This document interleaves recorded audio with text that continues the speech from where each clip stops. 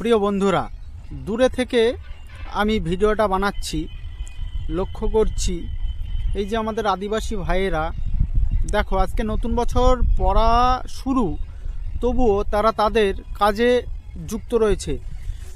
পুরো কাঁদা করছে ওরা ওদের মতন। ওদের আনন্দ ফুর্তিটা দেখছি না। আমাদের অন্যান্য যেসব লোকেরা রয়েছে দেখছি আনন্দ ফুর্তি করছে, সব পিকনিক মানাচ্ছে, কিন্তু ওরা ওদের মতন আনন্দ ফুর্তি না করে তারা তাদের কাজের দিকেই মনোনিবেশ করেছে।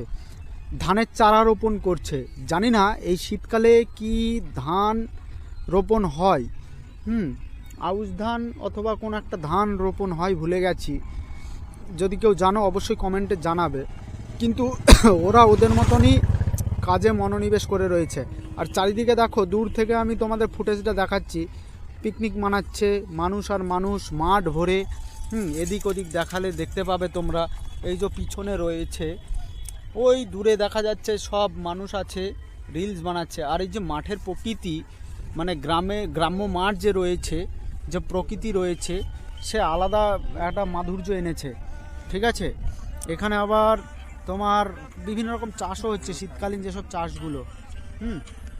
ঘোরাঘুরি করতে করতে আমি এবং আমার একটি ভাই নেমে গেছি জমির মধ্যে। আর ওই যে ছোট ছোট চারাগুলো দেখা যাচ্ছে, এগুলো হচ্ছে ধনেপাতা গাছ।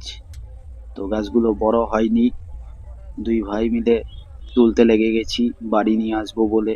ওইদিকে মাঠের একজন আবার দেখে ডাক দিচ্ছে, তোমরা কারা, কি তুলছো, কাদের এই জমি? অবশ্য চেনে না যেহেতু জিজ্ঞেস করবেই। তারপরে আমরা বললাম এটা আমাদেরই, তাই তুলছি। তখন আর কোনো কিছু বলেনি। আর এই যে পিকনিক হচ্ছে, যে যেরকম পারছে ফসলের মধ্যে ঢুকে যাচ্ছে, পা মা দিয়ে তোমার ছবি তুলছে, এই ধনে পাতা টাতা সব তুলে নিয়ে চলে যাচ্ছে।